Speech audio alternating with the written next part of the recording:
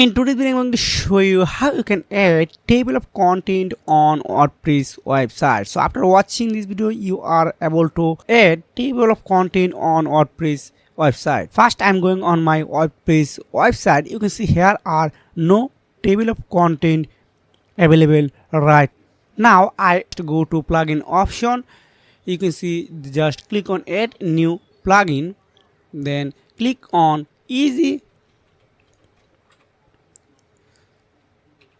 table of content.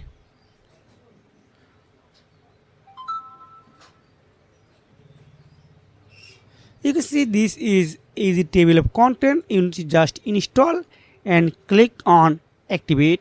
So now you need to some changes here right now.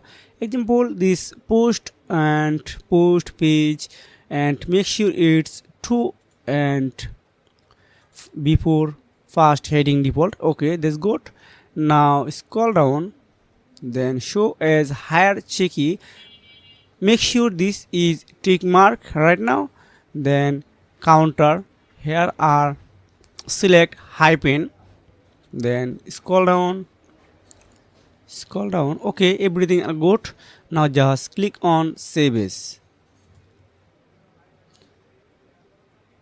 Now again go on my post, then click on edit option. I want to edit right now. You can see here are no table of content available right now, so I need to changes some setting. So you can see this is a table of content right now available. So before first heading, okay, that's good.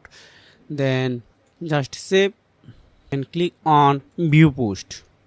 See, if I going on again on my post, you can see now table of content available on my post. You can see if I click on here, you always see this option, but when you click on this here, you can see this is table of contents.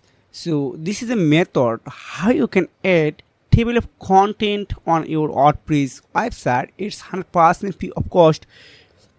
So if you have found this video helpful for you, please consider subscribe, and if you have any questions, please comment below. See you again, take care, goodbye.